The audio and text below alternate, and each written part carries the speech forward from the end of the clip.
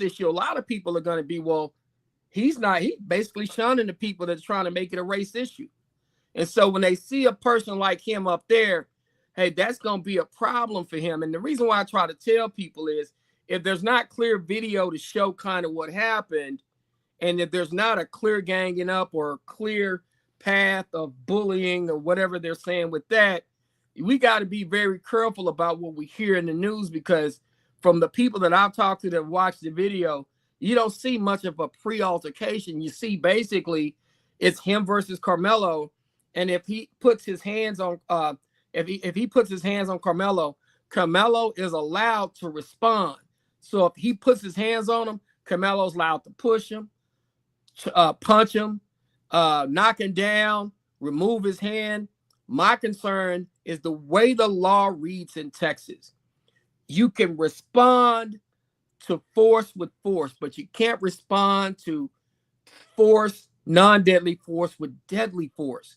And so that's my concern. Karmelo is going to have to show that he was in danger of death or imminent bodily injury by basically what was happening under that tent. And that's the concern that I have for him out in that particular county, or I would have for him anywhere. That's just the concern I have. He's allowed to respond. It's not going to be the fact that he responded. It's going to be the fact to the level of force that was used, deadly versus non-deadly force. And that's going to be really his biggest problem as an attorney. That's my honest way I'm looking at it. If I was his lawyer, I'm going to have to be like, hey, we got to figure out a way in your mind that you got to explain to them why you felt it was good to actually have a knife at a track meet, why you went for the knife, and why you used it the way you used it to the level that you used it. What was going on in your mind when you did that? And so that's the concern that I would have for Mr. Anthony, because believe me, I'm a black man. I have a black daughter. I don't want anything to happen to our children, especially a young man who, how you doing, brother? Especially a young man who seemed like he was a good kid, 3.8 GPA, had Division II scholarship to another university in Texas. I really, on a cool, I hate it happen for either of these young men, because it looked like that they were going to both go to college and play football and go from there. And I hate that it happened at all. But I'm really concerned about Karmelo, not just because of the way it happened, for two reasons. Number one, the amount of deadly force that was used against the offense of touching. And number two, the way his team has handled dealing with this case, the publicist and all that there. I'm not a fan of the way they've handled this situation. Hey, let me just let the audience know that you got to give people a chance to land their plane, and then if they want to answer the question, they will answer the question. But to continuously say answer me like you're like demanding answers, we're not even going to do that either. And I try to explain to people, no, Austin does not have a right to touch him. And if y'all listen to me, listen. If me and you are arguing in Texas, and I touch you, and you tell me not to put your hands on you. You could punch me, you could three-piece me, you could knock me down, maybe even kick me a little bit. But if I touch you, you can't go in the bag and grab a knife and stab me in the heart. And see, this is what I'm concerned about, because I know the state is going to try to make that argument that way out there. And that's the argument that scares me. What can I just say something though? I have to get in there before you. Go ahead, Mom. Go ahead, Mom. I'm sorry. Go ahead, go ahead, Queen. No, yeah, I'm just saying this what scares me. If I'm representing them, this is what, like, if you see my eye, I'm getting crazy eye again. That's what scares me. I don't think that's what scares me. Hey, Calvin, you see my do-rag? You see that? You see that Durbane? That mean I'm here, baby. When you I get it. Durbane on, like, no, she ready for war. She ready for war. Go ahead. Hey, I get it. And she got the green nails on. She already she camel down. But I don't think that there is any legal precedent for anyone's level of fear. So, and then when you have a second person, the possibility of the brother being behind him, which is what I've been hearing, not sure because I have not seen, the discovery as of yet. So, if there are two multiple opponents, I've seen it work in multiple cases. Now, once again, you're saying that's exactly where I'm going to go. Like if I'm defending him, right. I'm going to try to make the argument and that there's multiple opponents. But the problem that I got, it goes back to what I was telling Queen and telling everybody else. You're playing an away game, and I need somebody from the home team. But guess what? But Calvin, I just look at it like this.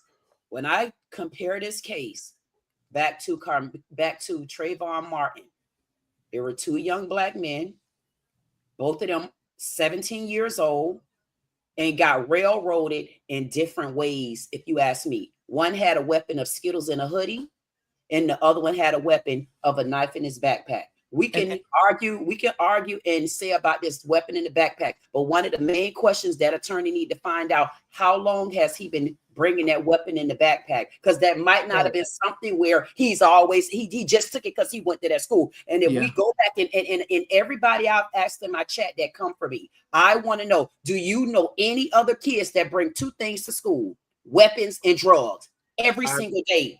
Every day. So it may seem new because there's something that's going on in this moment, but those kids bringing weapons and drugs to school, there's absolutely nothing new about that. So we can't say that he did it for that cause. We should be able to strike that off. And and I get that. Not necessarily always considered a weapon. A pocket knife can be used for a tool to cut. You know, he bought it in school property though, so he get charged for that. Go ahead. He get charged for that, but if it was a situation where he can, where his lawyer or attorney can argue a reasonable sense of fear, nobody can tell you how able to wiggle. And y'all, that's exactly where I would go, and it goes back to, I need a jury that's going to be accepting of that argument. And one of the things that's upsetting to me is his team is creating an environment where it's going to be harder for me to get the kind of jurors I need to make my argument. Exactly. I'm going to do two things. I'm going to make a multiple opponent argument, and I'm going to make more of a happenstance argument. I didn't know that I was going to go to a track meet. It was going to rain and I was going to end up under their tent. So of course I'm going to make those arguments. That's thing number one. Thing number two, I actually interviewed Trayvon Martin's parents. And I'm going to tell y'all this. I did it at Essence Festival, 2017, 2018. And I'm going to tell you, it was a very eye-opening experience for me. I used to have a show on Power Play Radio Network. Me and my friend Charles Harper had a show called The Den, and we were down there and we actually interviewed Trayvon Martin's parents. And I just remember talking to the mom, and then I remember standing next to the dad, and there was an eerie feeling of when we started to talk about it, he kind of zoned out. You know what I mean? You know how you're standing next to somebody and you can feel it? Right. You can feel it. And I know it's almost like he zoned out, like he wished he may have went and did something to George Zimmerman for taking his son out. Because as black men, you know, sometimes we feel that, you know what I mean? Y'all know what I'm talking about. You feel it like, I'm a dad, man. You know what, I'm gonna get him. But you know what though? And I felt that, so I understand that. I feel like this about it, Calvin, and this is where it comes in, like we spoke about earlier, about being a defense attorney versus a DA, state attorney. For me, and every time I talk about this case, even on my own channel, anytime I have to bring a person name up like this, I never call his name. I say, rest in peace, deceased. That's me showing my respect for him. Right. And I also put it on the table that I have a multitude of people that I have crossed paths with, white, black, all different races. I've been to about 5 different countries. But I'm going to tell you this, when it's time for defense, like I told my white counterparts, white friends, white people I know, this is when it'll draw the line where you're either going to look at me as being racist and prejudiced, or you're going to look at me for what my eyes see. And if I see self-defense, I'm going to stand firm on it if that got to break our relationship up. So for me right now, I can't look in the eyes of his dad. Why? Because I got a young man to defend, and I feel like self-defense is going to be on the table. And if his attorney feel like he got to feel sympathy or feel anything because of what the jury going to think, then right there, we're going to have to cancel that attorney, because at this point, you got to take the emotions off the table, like we always said, and now it's time to defense. And defense means if we got to find to pick every nick and cranny, you got to go in all the woods to pull out the dirt. And the mama, the daddy, and the son have told a lot about the rest in the deceased. And we got to hone in on there. And one of the things that I try to tell people is that when you're in Texas, and I know I'm from Texas, right? And the whole reason why I keep saying that is because y'all have to understand the lay of the land out here. Right. And when I say the lay of the land out here, when I explain to y'all that we had more people on death row in the whole United States that came out of Dallas County that were basically, the cases were overturned because of one of my friends, Craig Watkins, who the first Black African-American DA in Dallas County, one of the first in the whole entire state of Texas. So that's why I'm having this conversation with you guys about that, because if there's a path for victory for him, what you have to do is you can't have these press conference ass mistakes and situations that are happening, because first of all, you shouldn't have been having a press conference. All you do is release a statement where nobody can show up. You don't want cameras and attention on your client right then and there. And what I am telling you, based on some of the things that have already happened, is creating a bad environment for him and the attorney, for the attorney to be able to go do his job. And that's why I told y'all I wouldn't have this person helping me do anything, because I don't want my job made harder, especially out there in the county that he is in, when I know that 75% of the population out there is Anglo. And in addition to that, the kind of jurors that I'm probably going to get are going to be that kind of way. And so I need to be careful not to inflame anybody's feelings that's going on. Of course, I'm going to go fight for my client, but I ain't going to be fool enough to create a situation where the optics of putting this person out this damn press conference is even happening, because we're not having a damn press conference. We're going to have one statement and we're moving on. And so I'm telling you what I'm seeing down here. These kind of mistakes can't happen. This young man's life is on the line. I'm not putting myself out there. I'm not putting myself on camera or my folks on camera. We don't need to be on camera, period. Because number one, guess what? If I'm dead and I'm standing behind there, what the hell am I doing at a press conference? You know why that's the problem? Just seeing dad stand back there? Because then my life's on the line now. They know how I look. Now the whole world's looking at me. Now I can't work. Now I can't have a semblance of peace in my household. I got to watch everywhere I go. Now I got to spend the money to get security to travel around with me, because I put myself in a situation where I'm on the camera. And see, one thing y'all don't know, listen, there's some folks, and I know there are people going to watch this, some folks that do it for attention, and I'm not doing it for attention, man. My life, these guys' life, this young man's life is at stake. So if I make a mistake like this and I cost that young man his life, I got to live with that. That's right. And that's why I'm concerned, y'all. I'm really concerned. That's why I'm concerned too, Calvin. I'm going to be honest with you. I am more invested in my heart in this Karmelo Anthony case and also Anton Massey, because I feel like in my heart, he is going to get time. But I kind of feel like what you said about the Diddy case. You're going to get time because you did something wrong and you got to be held accountable.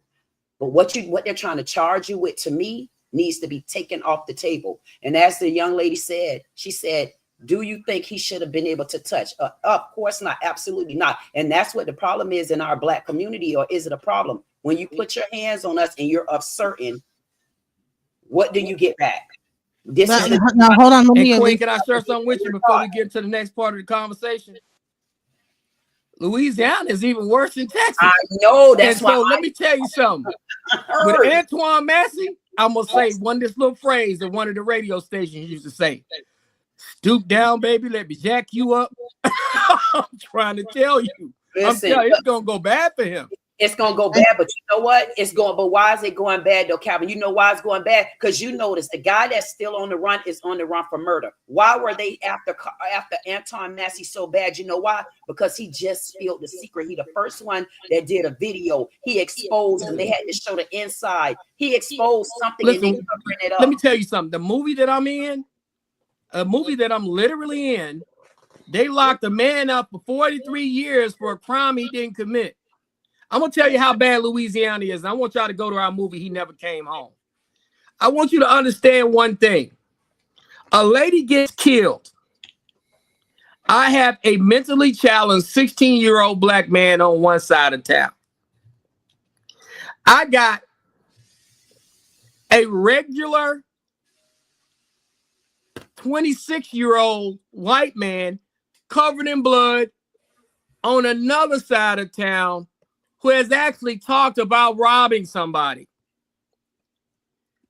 In the official crime, they had to kill the lady at the mall and drive to the other side of town that's 26 miles away to dump the body where the body was found, right?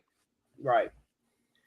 My mentally challenged person that we did the movie about, he can't drive. His family does not even let him use public transportation. Wow. Because the last time they did it, he got lost. So who do you think got charged with the murder? They put both of them in jail. They let the white guy out. His mom called somebody, complained. They let him out. His mom flew him to Memphis, where she's from, and immediately flew him to Canada. And while they locked this mentally challenged black man up and left him in, that's Louisiana. Louisiana is worse than we are. Yeah, it's bad. Oh yeah, it's bad. Oh yeah, it's overrated bad. And let me play this video. Let me play this video so you guys can get an idea of the situation with that. Go ahead. He Never Came Home. It's just a little bit of the documentary trailer. Yeah, Daddy, what happened to Mrs. Booth?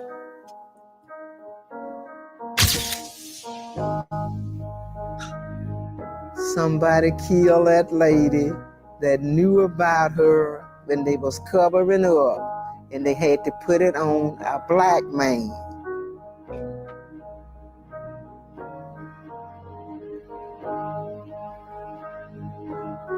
Let the whole thing play, y'all. Watch this. But in the position that they got him and got him to confess to all of that stuff, but forced him to confess. A 16-year-old, 5 officers. This statement from the very beginning was coerced.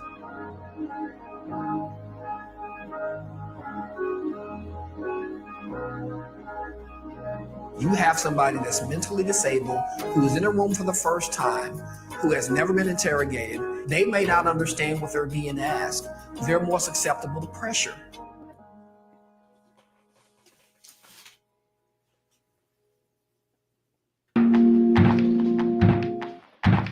Have you ever been mistreated? You know just what I'm talking about. Louisiana has been that state that has been horrific when it comes to black people. You know, I think about the statue of Robert E. Lee, you know, and part of raised high over the city, you know, and I think about young black kids having to walk past that statue on the way to school.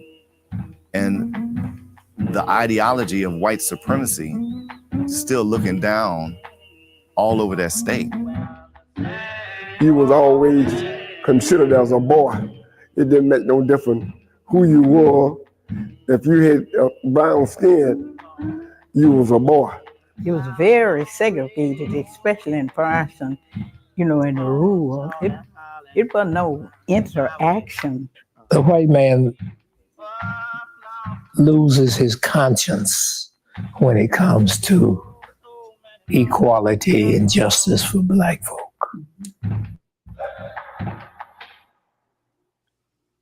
And so that is the story of Lehman Howard. I was involved in that project. And so when you talk about Louisiana, you can go ahead and cut that, Genesis.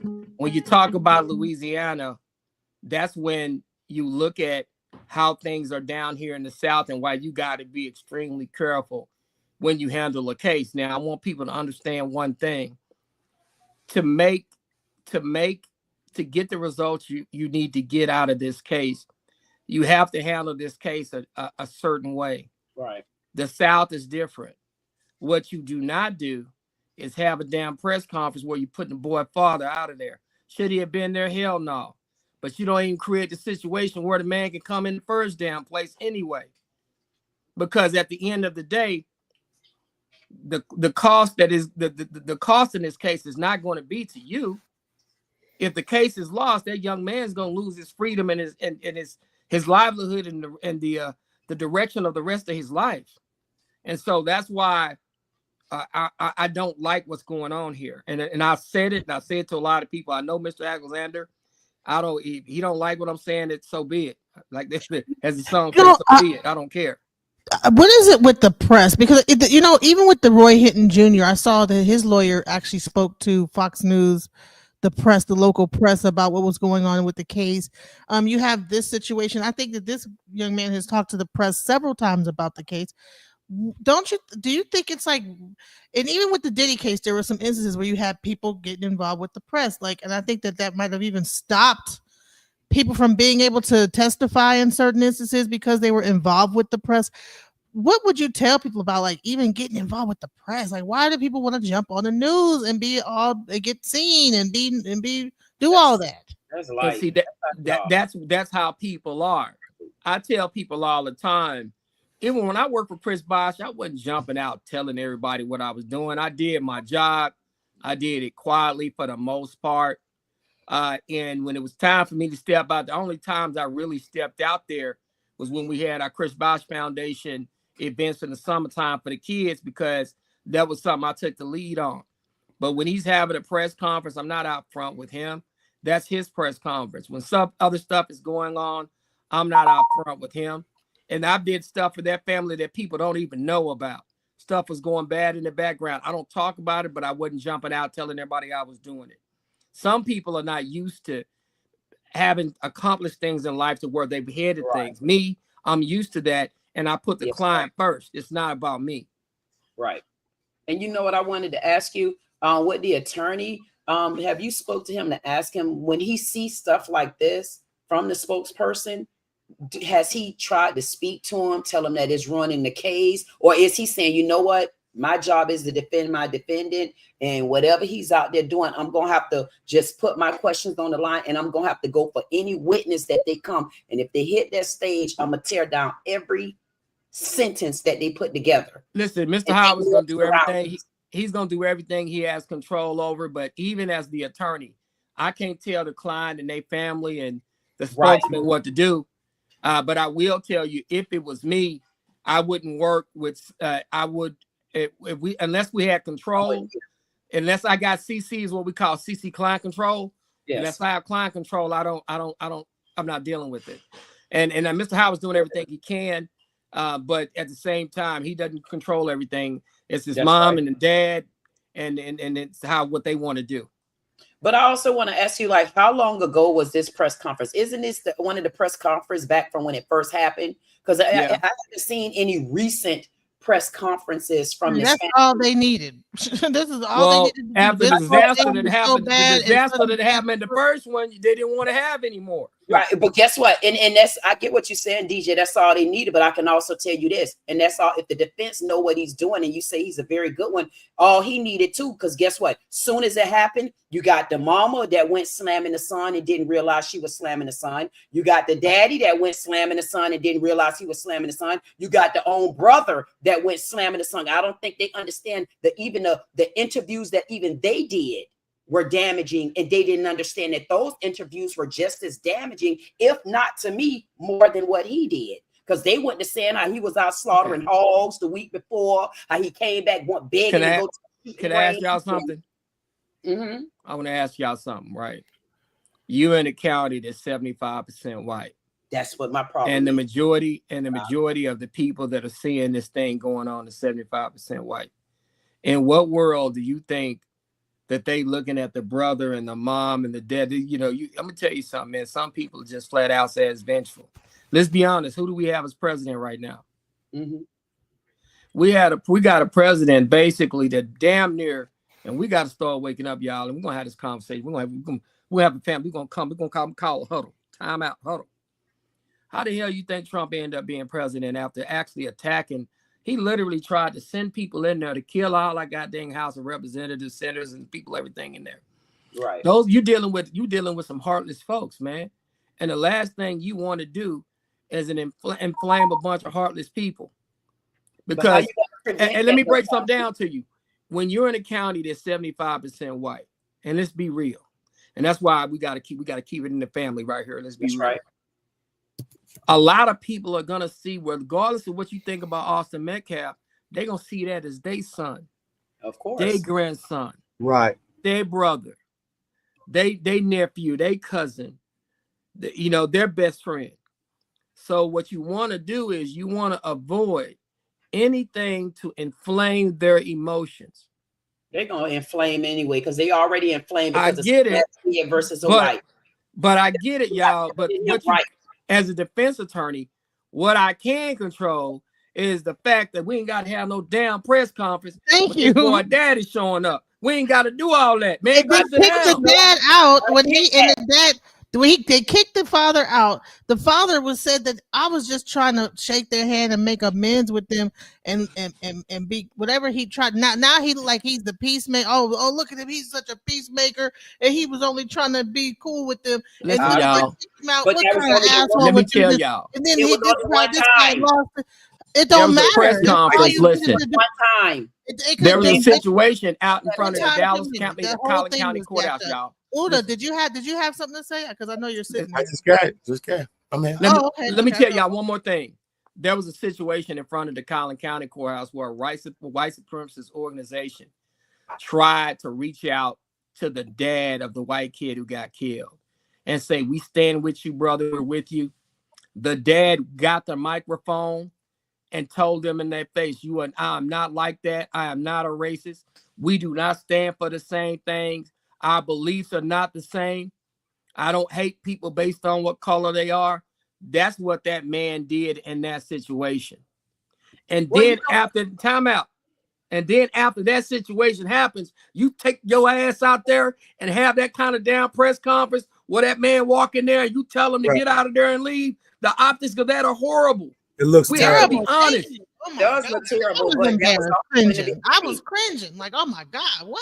Yeah, that's why I was mad. I'm black. I would say this though. I'm black, y'all, and I'm black, y'all, and I'm bliggity.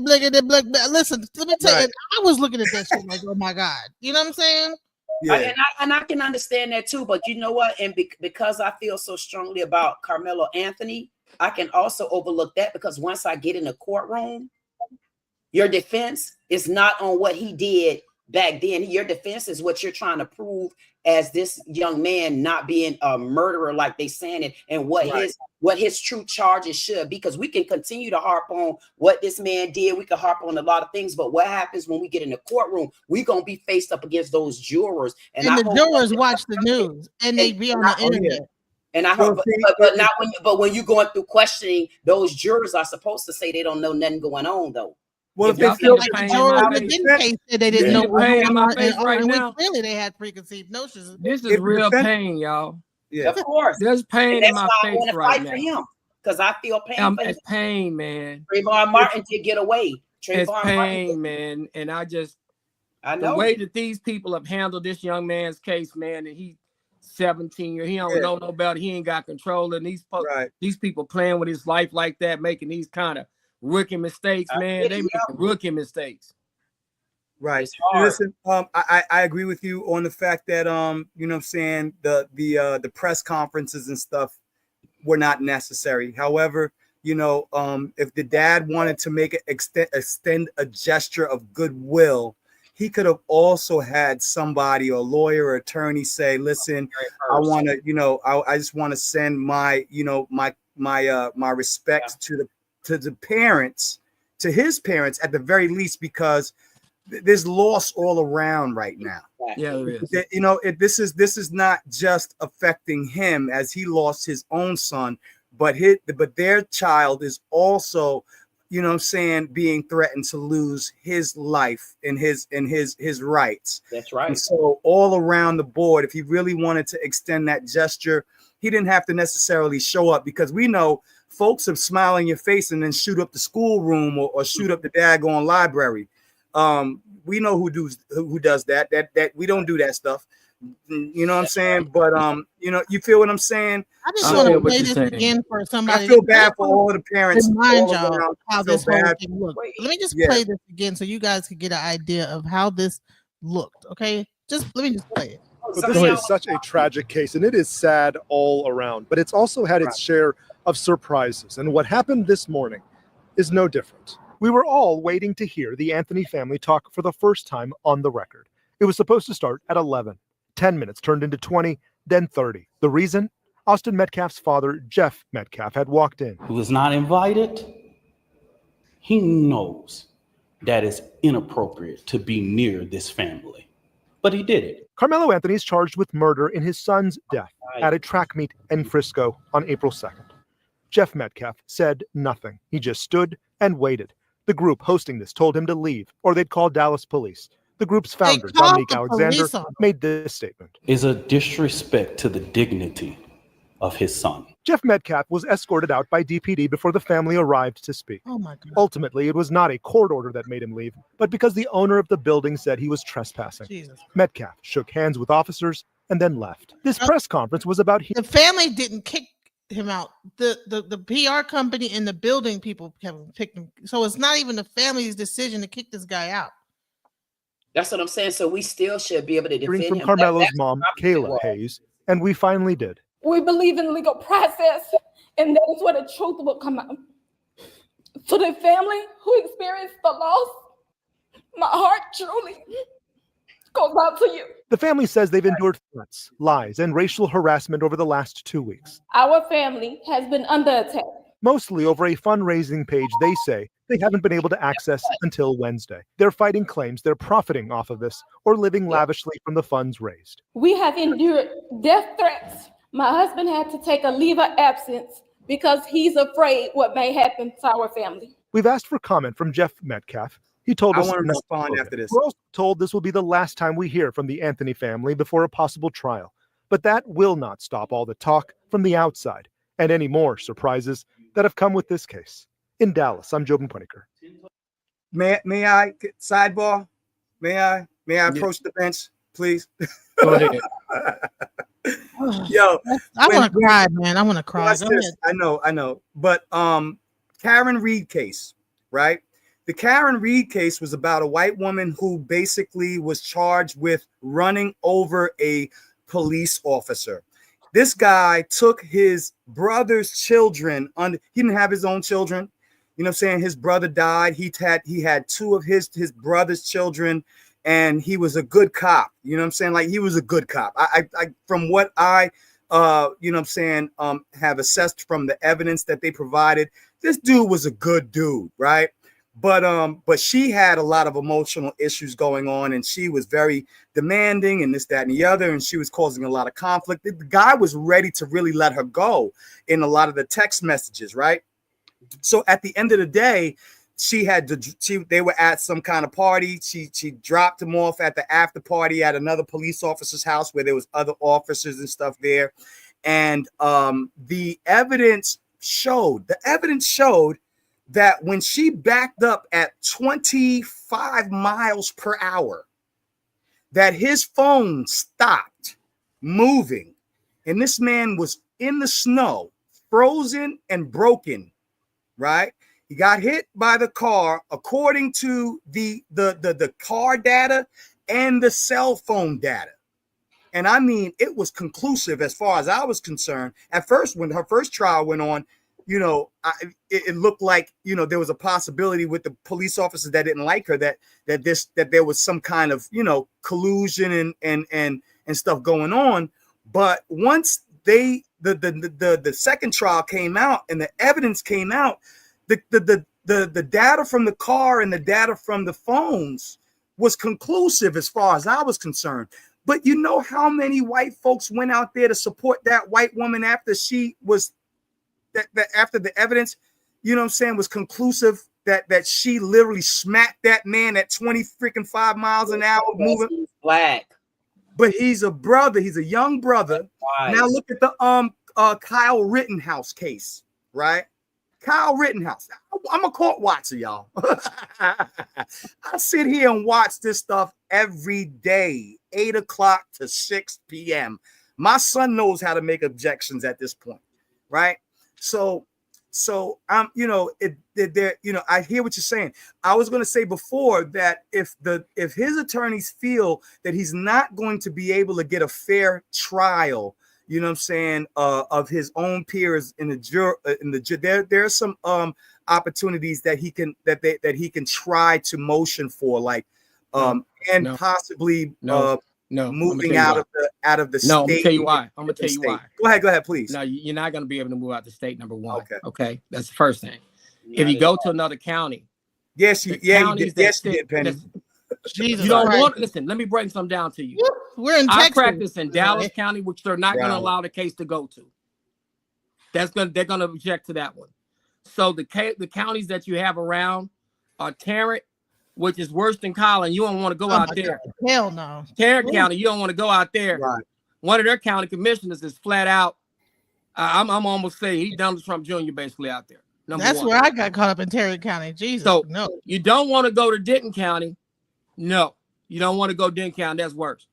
You don't want to go to Ellis County. No, you don't want to go to Ellis. You don't want to go to Rockwall County.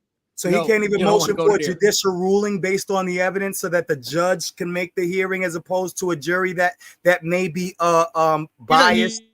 You don't want that either. Yeah, out there, I don't think you want that because of the way that the law reads. No, and that's why my concern is Collin County actually is the better place for him. If you can't come to Dallas, Collin County is the best place out of the 6 or 7 or 8 that's around the area. So that's my concern. Collin County is the place where he's going to get the most African-American potential jurors, and that they have a decent, strength African-American community out there. And so to go to another county is not really an option because, once again, y'all, I'm in Texas, so I kind of know this because I practice in all the counties.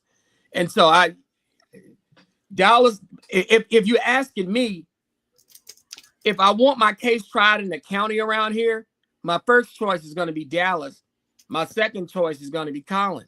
What about the voir everywhere dire else process? I don't want to go. What about the voir dire process when they're choosing, that they're picking and choosing the jurors? I think that would probably be the best bet for his attorneys to really focus on making sure that, you know what I'm saying, that the jury pool, reflects, at least an unbiased opinion. Well, this is where I got a problem with our people as a practicing attorney in this area. We don't show up to jury duty, number one. When we do show up to jury duty, we figure out a way to get off jury duty because we don't want to miss work. It's going to mess up the paycheck. We barely live in check to check to begin with, so we don't have enough money to make it to the next week. The jury don't pay enough to cover the money that you're going to lose sitting there for 3 weeks. In addition to that, the ones that do want to be on the jury, we don't know how to keep our mouths closed enough to make sure that we don't get struck. Yeah. Right. So down here, we got a problem.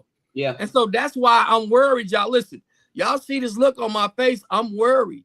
I'm not worried for the fact that, hey, of course, I would fight Karmelo Anthony. I'll fight for him like he's my son. But my concern is you got to be very, very careful with every little thing that you have. Whatever you have to control it properly. Don't make dumb rookie mistakes. Don't be out here making simple mistakes and stuff that could have been avoided. So because let me ask people will remember that stuff. Yes. They'll remember it, yeah. So let me ask you this now, Calvin. Mm-hmm. Now that he's off, the water already spilled. He already did the interview. At this point in the game, because we know that we have a big fight ahead of us. And when I look at this fight, I see Trayvon Martin. and I see where boots can be on the ground and he can be protected and he can win. He may not win where he gonna be free, but a murder and getting that much time, manslaughter at the least. I feel like we could beat that. He's indicted for first degree murder, though. Yes, of course, but they can they can ask for an instruction on manslaughter, and that's something that you can definitely ask for. That's they can be a 2 to 10 or a 2 to 20. Right. So what do we do now that the water's already spilled with what their people did? How do we move forward to win this case? Because we can't take that back now. You can't take it back. The only thing y'all can do is to make sure that you donate to his cause, and that when court does happen, maybe you show up a little bit. But the problem is you don't want to inflame a situation. You don't want to be out there going back and forth. And I'm telling you right now, you get a lot of black folks out there. You got these other groups showing up out there. You will raise the racial tensions to a case like this, and you don't want to do that. So that's the concern I have for him in this situation. It's just like, I feel bad for him because he's such a young man. It looked like he had a bright future ahead of him. He still do. Exactly, but I hate that it happened at all. And that's just where my heart is at. And what I want to ask too is that if the majority of the people that probably were the witnesses to this are children, how is it even going to be able to find to even defend yourself against that? Because you gotta get kids to even show up on the stand. Like, who's gonna be able to even testify? No, they're gonna make those kids come to the stand. And my concern, once again, what was my first statement when we started this trade? There you go, playing them away games again. You can't play an away game out there. When I say an away game, I'm relying on the people in the tent to basically say what was happening, right? They're his classmates. One's his brother. One of the people that he go to school with, they love him. That's their boy. They play sports with him. They see him every day. He's their compadre. That's why I have concerns, because you're under their tent. You're playing an away game. You don't have your people. I feel more comfortable if it's my people in that tent with me, or at least one or two of my people in that tent with me. I don't have any people in that tent with me, and that's why I'm concerned. And if you answer, if I could answer that question and let's give you a statement on it too, for me, that's more reason for him to say self-defense. First of all, he is under a tent, and he was under there because it was raining. Next of all, while under the tent, they already said the camera that they got from the other side of the field, the camera really couldn't see nothing. All they seen was about 35 to 40 people huddling on the tent. And if you've been out to those games before, those tents lean. So if people standing up and the bleachers go up like this, you're gonna see a huddle. That right there is a cause for a person to be in fear, because if all of these people huddled around him, it's 35, 40 of y'all. I'm the only one up under there. I'm by myself, and everybody at me like this, and you and your brothers at me as well. It's some kind of grounds for defense. Now, I want to know who get to determine how scared I am and how I should stand my own ground. Who gets to There's going to be a reasonable person standard, and the problem that the problem that you're going to have is you're going to have these jurors who got a little bit of an inflamed opinion because this damn knucklehead and had a damn press conference he shouldn't have had, so they're already a little heightened, regardless if they're going to say it or not. But you got those folks, and you got this kid that this happened to, and then you got another kid that you got somebody who's handling this case. That's, I ain't going to go there, but I'm just saying that's why I'm concerned about that. And so somebody said, I believe they knew each other previously before the incident. I'm going to tell you, there has been no evidence that they knew each other. There's been no evidence that there's any text messages or anything like that went through each other. So that's why stuff like that, unless you can prove it in court, it's not going to go anywhere. And I'm telling you right now, they took everybody's cell phone that was around there. So they got everybody's cell phone messages. They got everybody's text messages.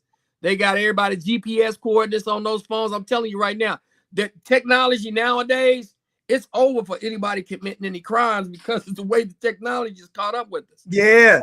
So you know, all of those videos that they have, all these videos circulated, but and it's showing somebody being attacked and this, that, and other, and none of those videos have leaked other than the couple that's have been shown. I feel like it's still a lot of fighting. But see, that's what I'm trying to tell you. They take those videos. They took everybody's phone. Them people can get their phones, especially if them. No, they can't. No, they cannot. They cannot. No, they cannot get their.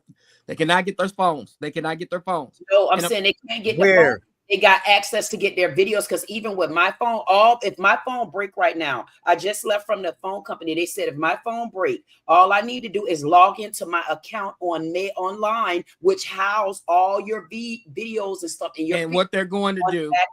But there's a log. They're going to seize and lock those things up because they don't want that stuff getting out. Ryan Kohlberger, because it's a pending case.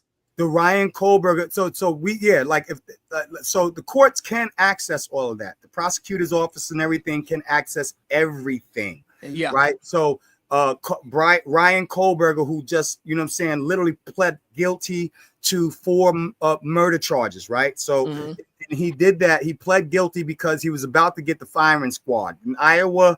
You ain't getting the chair no more, and you're not getting no injection. They went old school, draconian on Negroes. Okay. So this white guy killed all of those 4 college students, and they accessed his phone data. And this is why, you know, I had to object to that lady earlier. I think her name was Peggy or something like that. I'm making an objection speculation, sis, because the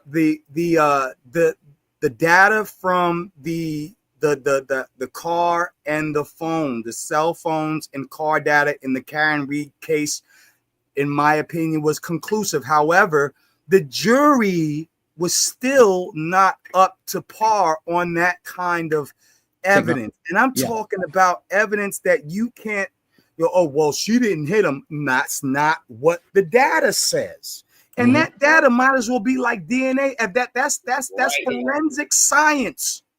Right. But nobody wanted to trust. There was a black guy on the jury who said, oh, when I looked at her, I knew she wasn't guilty. Like, excuse me, bro. Before you even heard the evidence, you said that. And I'm telling you, you jurors are funny. You never know what direction that they're going to go into. Right. You never know how they're going to feel. Data, if you pull up some DNA on some on a child, or you know what I'm saying, on paternal, you know what I'm saying, everybody want to trust that. Oh, you are the father, right? But when you get some time stamps from a car and the cell phone, and it's conclusive. It's absolutely conclusive. Now you're going to be like, oh, well, that was the dog that did it. If that dog had bit that man, there would have been teeth marks on both sides of his arm.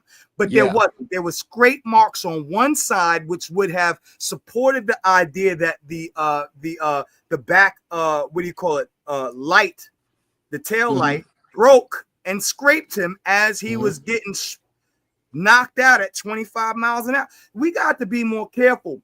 But you know, of course, everybody sided with the victim, the woman, right? I don't want to make it racial, you know what I'm saying, but it is to a degree. I think half of the jury was all white women, and the other half was males with a couple of mixtures, you know what I'm saying, in there. You know, I think there was maybe like 2, like maybe an Asian and an African American or something in there. But you know, I hear what you're saying when it comes to the juries in Texas. You know, and I want y'all to understand, showing up, for jury duty. I'll give an example. So sad. I'll give an example. There was a case by a lady named Joyce Ann Brown, who I know, and who had ran an organization for years, and her case was one of the largest cases in the country. I want y'all to go do your research on Joyce Ann Brown. She was accused of robbing a fur company along with 2 other guys on her damn lunch break. And they accused her. And she had clocked in. She had several witnesses that saw her at work.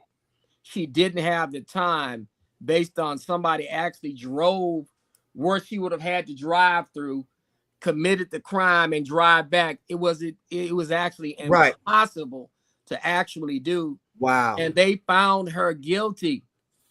and she did about 12, 14 years, if I'm correct, for a crime that she did not commit. She ended up getting out. I actually ended up getting to meet her. She started an organization where she helped wrongful convictions. But that's the history of the stuff that we have going on down here in Texas. And as I'm talking to everybody, for the most part, most of us, y'all are out east, south, or y'all up north, south. Y'all not down here with us like that. It's different down here. You gotta be careful down here. No, you gotta be careful how you play the game down here. It's just horrible here. Florida. Oh, you're in Florida. She's in Florida, so yeah. I was in Florida, man, but hey, they bad. Listen, I was in Charleston, South Carolina Texas, for a while. We wrote the book in Texas. Our former DA wrote the book on how to pick the right races of jurors and how to eliminate black people from jurors. People in Florida learn from people in Texas how to do that. I come from the county that started in. I had to ask you a question, Calvin, and I'm gonna throw this out there in the loop, and you put premeditated in it. Do you feel any part of what the rest in peace deceased did could have even stemmed from a portion of premeditated as well?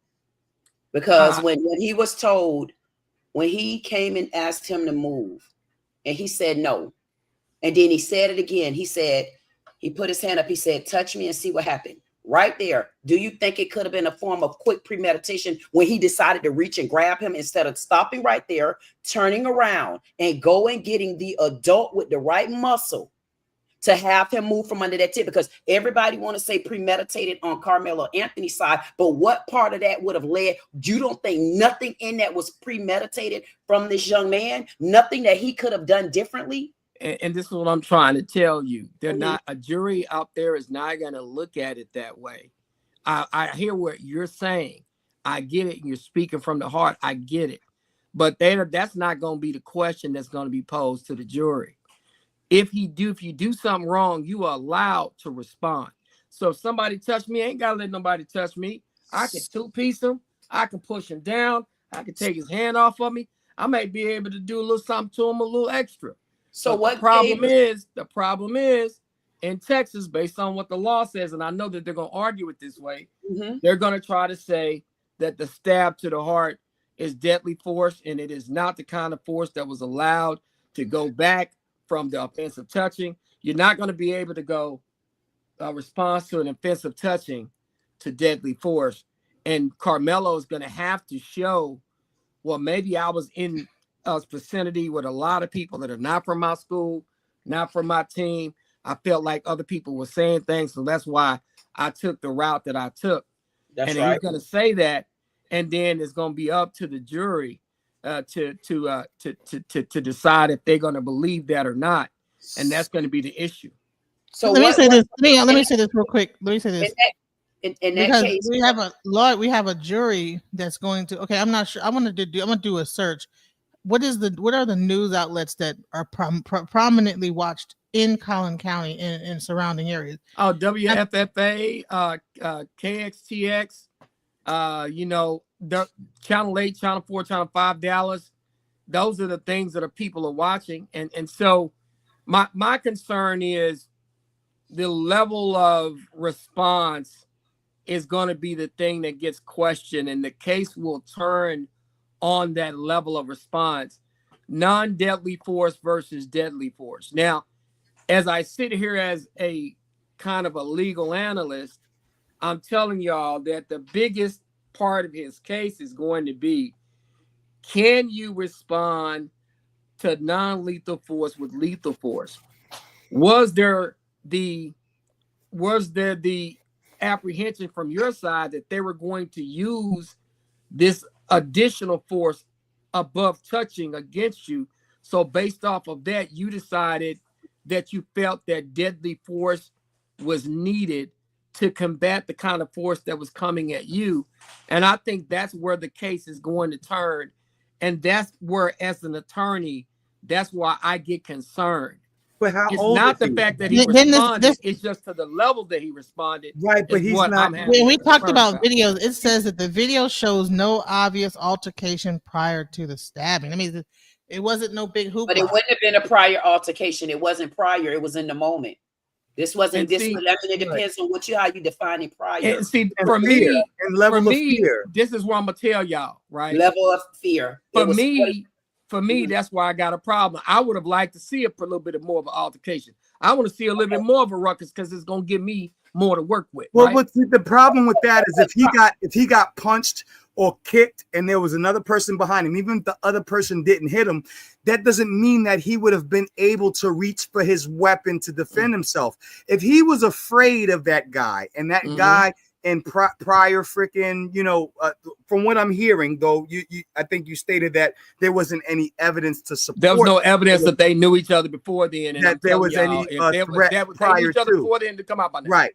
But he's on their territory, and he ran in the rain under their tent, and now he's surrounded by their team. You know what I'm saying? And he has and if he had a pocket knife that's no more than 3 inches long, it wasn't no butcher knife, it wasn't no, double-edged blade. It was one of those little pocket knives. My grandfather used to tell me, you ain't a man unless you have a knife and $2 in your pocket. And that's what I was going to tell you, because back in the days, we all know what our grandpapas used to have up there, because they always had to have a knife. You had at least to cut some rope or something.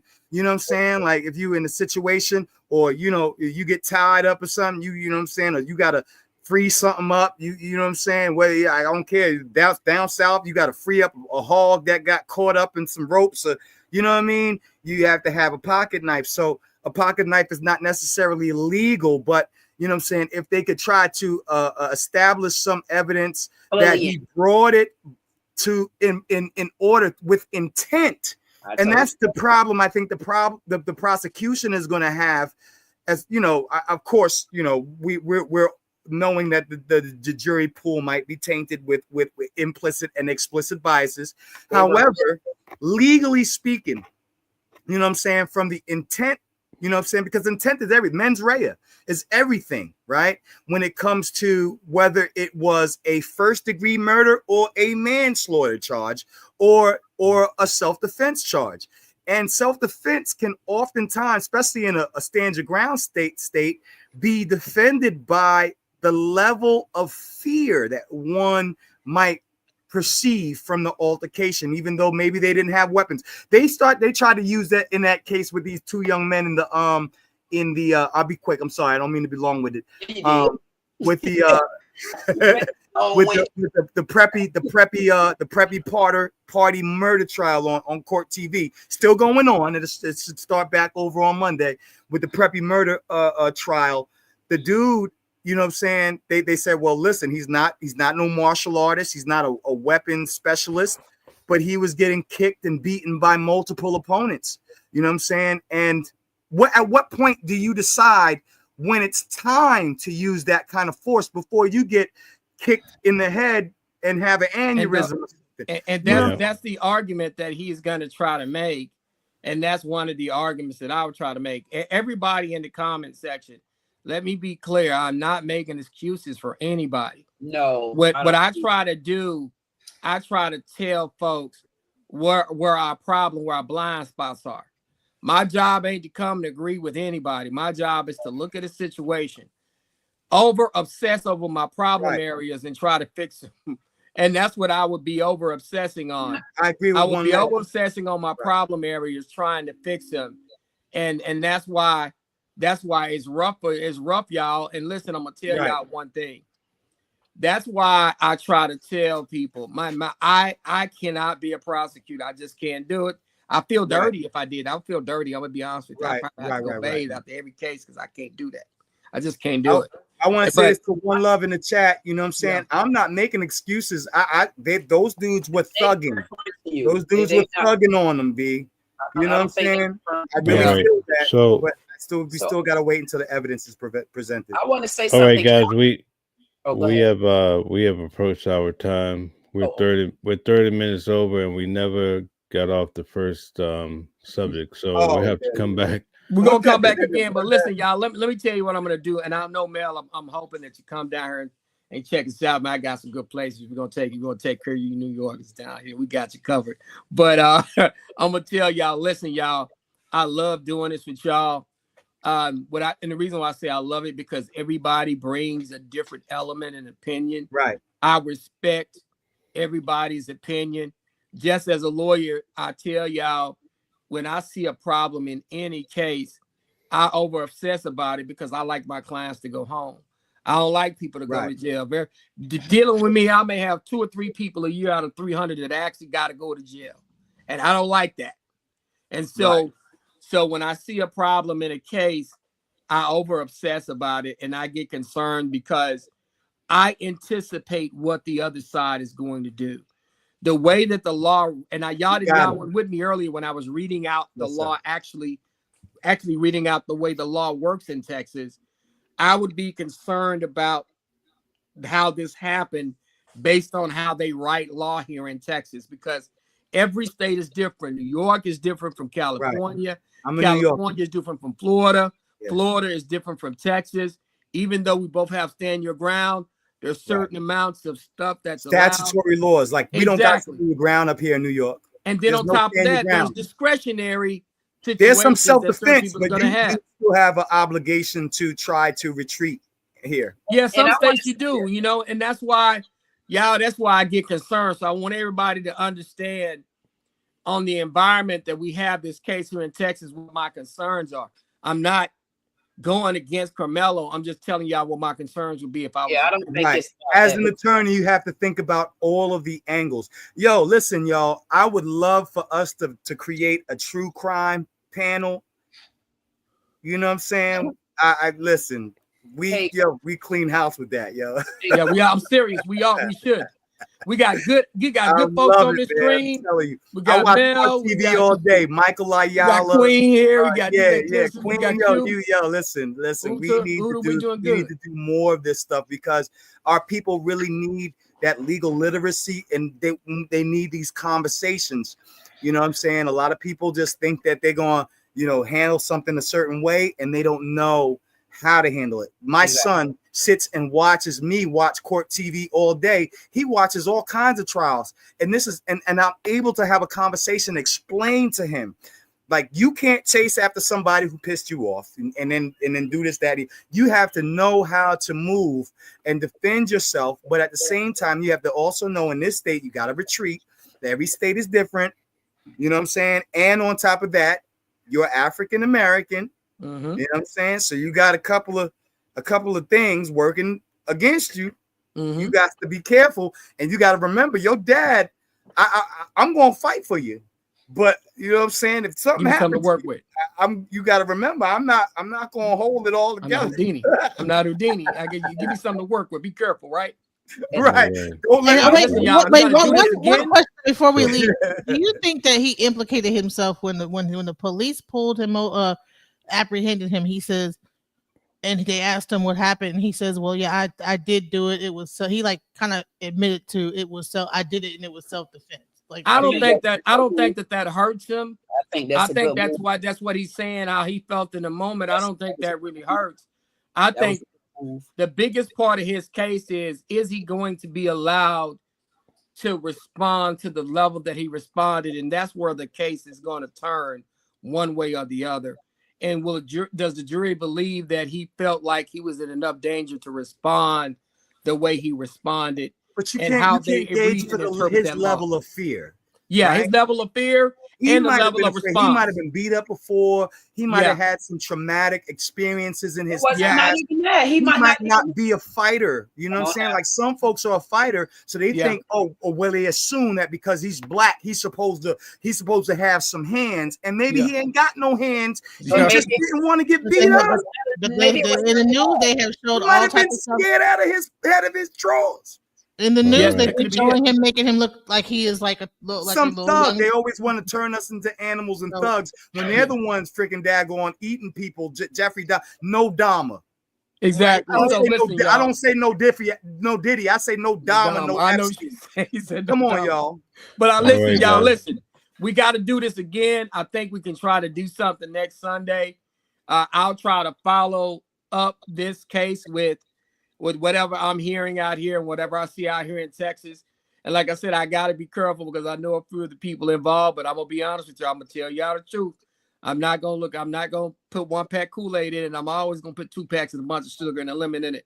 So I want to make sure that we understand each other. And once again, y'all, I love the stream that we're doing. We should definitely keep it up on Sundays. And I'm enjoying this with everybody. I appreciate all the respect and the love y'all show me. Mel, Genesis, Queen, Uda, everybody, my man coming here that's paralegal. I appreciate all of y'all. Love y'all. And I'll be glad to see you guys again next Sunday. I enjoy doing this. We're gonna do this again. Thank you. I dropped my link in the chat too. So Zion, I normally talk about this case when it's an update. This is one of the cases that I talk about on my channel. So I wouldn't mind. I would like to add your channel, you know what I mean? I'll put it in the private chat. Okay, cool. Yeah, and I'm gonna subscribe so I can I'm gonna subscribe to everybody. So all right, let's go, Queen. All right, y'all take care. Shalom, shalom, shalom. Yes, I look forward to this. Thank y'all, everybody. And